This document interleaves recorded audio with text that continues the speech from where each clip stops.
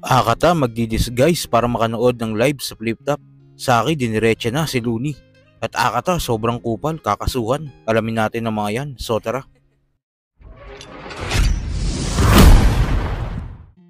Alam naman natin kung gaano ka-close si Enigma at Nico noon. Dahil si Nico ang presidente ng Central Luzon ng mga panahon na yun. Matagal na wala si Nico sa mundo ng battle rap. At muli siya nagbalik noong pandemic days ng Flip Top bilang Akata. Nakalaban niya nga sa muli niyang pagbabalik ay si Batang Rebelde. Bagong estilo ang introduce sa atin ni Akata sa muli niyang pagbabalik sa battle. Kumusta? Mga dapat di na kinukumusta. Malamang wala namang nagtataka kung ba't may nawawala. Cause of death, battle rap! Yan ang huli na kataga.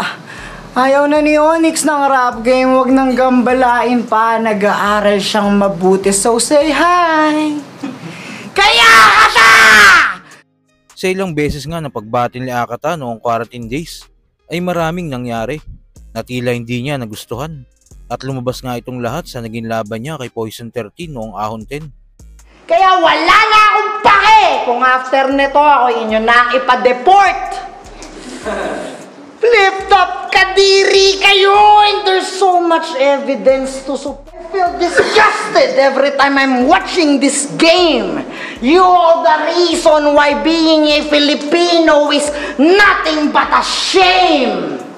Kayong mga maledukadong nanatiling battle rap slave doing everything for fame while a Chinese man is getting paid. Kaya malamang, edad 40 ka na, bumabattle ka pa rin. Tatanda ka sa eksena pagkat ito lang ang kaya mong gawin. You already surrendered your life to Enigma's machine. Ikaw ay property owned. Inaabuso ng lantaran iyong kamangmangan. Aabutan ng ilang libo para sa trabahong isang buwan. Araw-araw mong kaisipan, buhay ng iba ang siyang laman. Iniisip mo ng isang buwan, di ba tila isang buwan mo na rin yung pinagsasalsalan? Ayaw na ni Arik marinig. May masakit pa naman sana akong sasabihin, kaso go. Sige, go daw.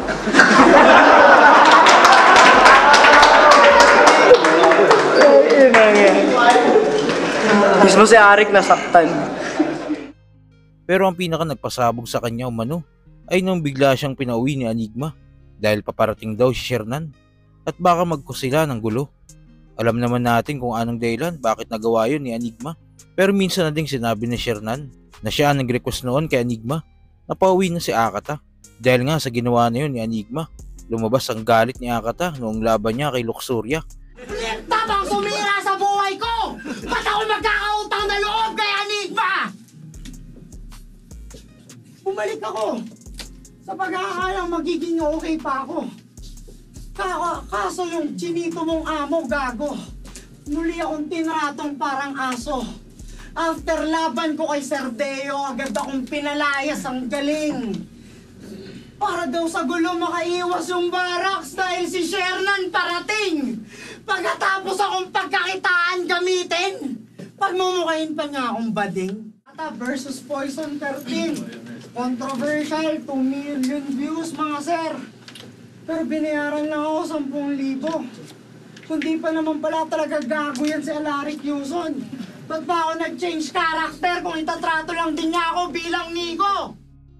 Dahil nga dito ay tuluyan ng naban si Akata sa Flip Top. Pero sa paglipas nga ng panahon, unti-unting nag-matured si Akata at maraming beses nating napanood, nagsasorry na siya kay Enigma. At sana daw muli siyang makabalik sa Flip Top. Sa reaction video nga ni Akata, dito ay nag-guest niya si Cripply. At tinanong nga ni Cripply kung manonood daw ba si Akata ng Buelta Balentong dahil bali-balita na mayroong malakas na line-up. Pabiro nga sinagot ito ni Akata. Pupunta daw siya pag may Looney sa line-up, magmamaskara na lang daw siya para makapasok sa venue. Nanonood kayo Buelta? Di naman ako pinapapunta eh. Pag nakita ko na sa matchup si Looney, magmamaskara na lang ako. At sa kabilang balita naman, matagal-tagal na nga ng huling battle ni Looney. Laban niya pa sa Japan kontra Michael Joe noong September ng taong 2017. Isa lang masasabi ko, Ang sarap-sarap-sarap ng katsudon. Kahapon sa kwarto, yung aircon magdamag na naka-on. Sa kama, maghapon ako nagtatatalon. Maraming salamat Kamaron at sa lahat ng barkadang hapon sa pagkakataon. Sobrang sarap ng bakasyon, muntik ko nang makalimutan na may laban ngayon. At sa flip top naman, finals ng Isa Buhay, kontra naman kay Plasma, noong Aon 7 pa, taong 2016. Tangina, utak satanista pero kulang sa karisma. Lumaki kang spoiled kaya sa mga tulad ko panis ka. At kung sumbatan lang din ang mga naitulong kay Enigma, mga case lang ng birang binuhat mo sa akin buong liga. Kaya maraming sasabik ng mga fans na magbalik battle ang hari ng tugma. Dahil magwawalong taon na nga na hindi na bumabattle si Looney. Sa break it down nga niya, hindi na nga natiis ni Saki. At sinabi nito na nananabik na tayong mga fans na makitang bumattle ulit si Looney. Years ago ka huling bumattle. Yeah. Huwag mo nang paabutin ng 10. Maganda nga yun eh, para... 10 years, man. Diba? Kami, ang tagal na namin nag-aantay. Hindi na kami, kumbaga, na kami. Lahat ng fans excited nang mapanood kang lumaban ulit. Parang... Ako, yung hindi ko maikukumpara yung excitement ko bumattle sa excitement. kung excited kami, mas excited ka. Oo naman. Siyempre, alam mo naman. At sa huling balita, kamakailan nga, naging laman ng Facebook si Badang. Dahil pa na yung trip ni Akata sa kanya, kung ano-anong pinopost. Pero hindi nga nagpatinag si Badang, dahil bumabawi nga din ito sa mga post. Dahil sa ginagawa nila, akala natin okay lang kay Badang ang mga ginagawa sa kanya ni Akata.